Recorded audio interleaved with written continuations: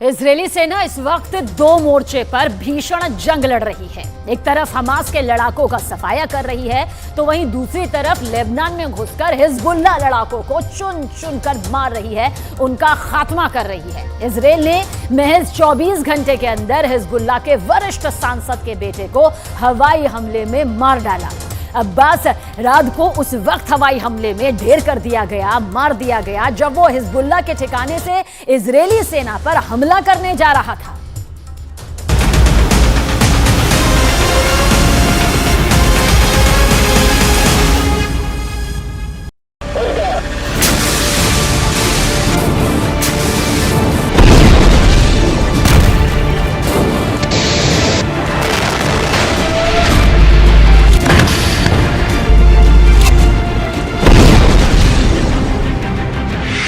खून से लथपथ हिजबुल्लाह इजराइल ने घुसकर मारा।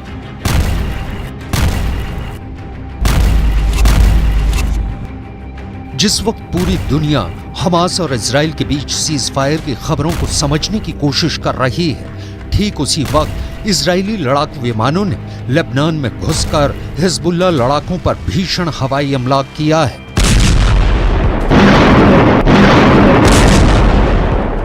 20 से 25 लड़ाकू विमानों ने हिजबुल्लाह के उन ठिकानों पर सटीक हमला किया है जहां से पिछले 24 घंटे में उत्तरी इजराइल पर हमले हो रहे थे।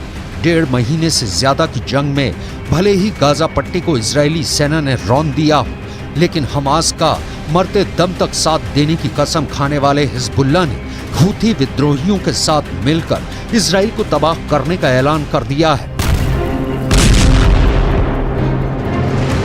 लेकिन वहीं दूसरी तरफ इजराइल की स्पेशल फोर्स और घातक हवाई लड़ाकों ने लेबनान बॉर्डर पर हिजबुल्लाह की रीढ़ तोड़ना शुरू कर दी है। अब आप ये जान लीजिए कि पिछले 24 घंटे में इजरायली वायुसेना ने हिजबुल्लाह लड़ाकों को कितना नुकसान पहुंचाया है।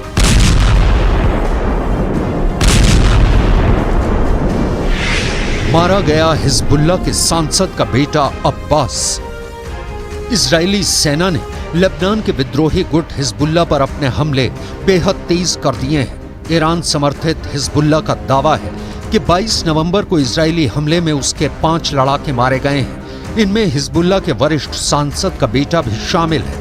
हिजबुल्लाह ने बयान जारी कर बताया कि इजरायली हमले में हिजबुल्लाह के संसदीय गुट के प्रमुख मोहम्मद राद के बेटे अब्बास राद की मौत हुई है। हिजबुल्लाह की ओर से मारे गए 4 दूसरे लड़ाकों की पहचान और फोटो भी जारी की है।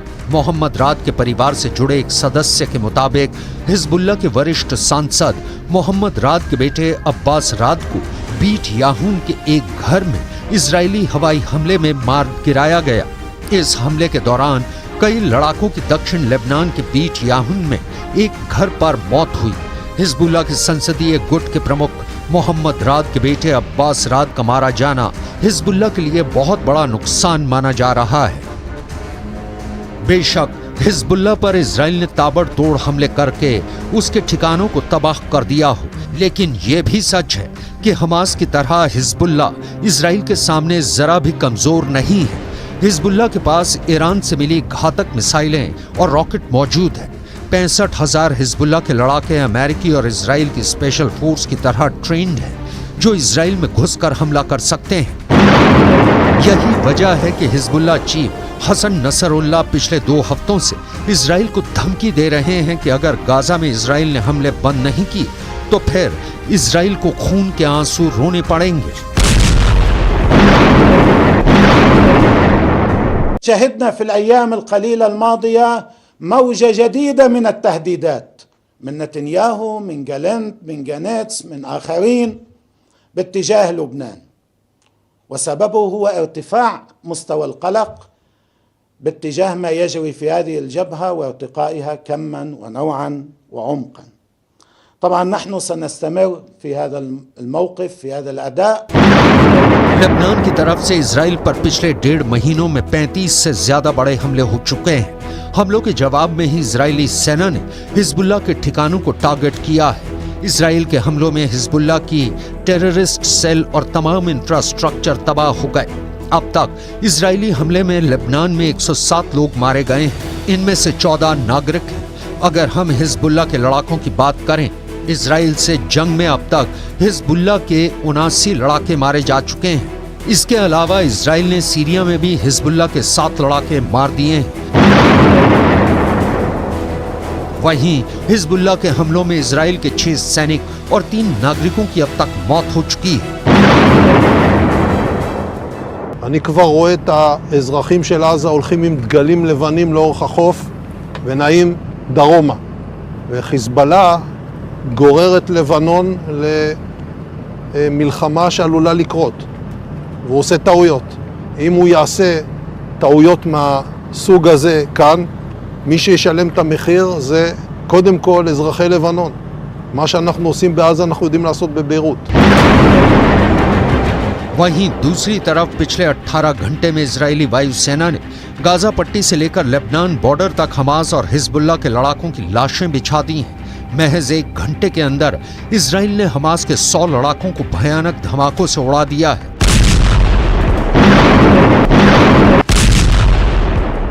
वहीं दूसरी तरफ हिजबुल्लाह के लड़ाकों को इजराइल ने इस तरह से टारगेट करके मारा है कि मरने वाले हिजबुल्लाह लड़ाकों को अपने मरने का एहसास तक नहीं हो पाया।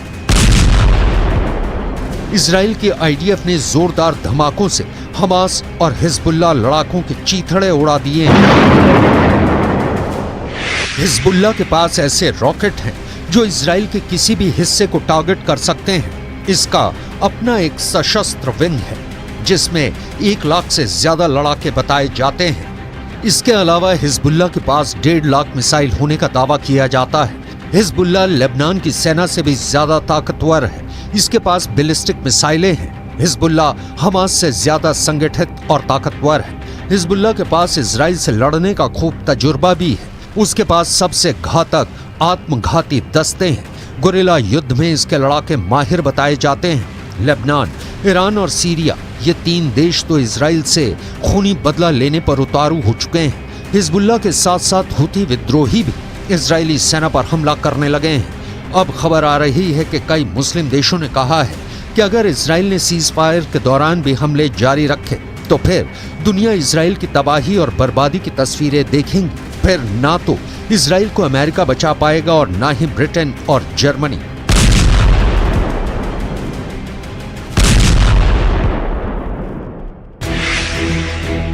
हिजबुल्लाह हुती का हमला, नक्शे से मिटेगा इजराइल। इधर ईरान इस्लाम के नाम पर मुस्लिम मुल्कों को इजराइल के खिलाफ युद्ध करने के लिए भड़का रहा है, लेकिन 62 साल के ईरान के राष्ट्रपति सैयद इब्राहिम रईसी ने तो साफ कह दिया है कि हमें ऊपर वाले के नाम पर इजराइल के क्रूर हमलों के खिलाफ एकजुट होना होगा और इजराइल के भीषण हमलों का जवाब देना होगा। ملت‌های مسلمان این را مایه ننگ خود می‌دانند که در زمانی که خون برادرانشان در غزه بر زمین می‌ریزد، دولت‌ها برای منافع اقتصادی سوخت ماشین جنگی اسرائیل را تأمین کنند.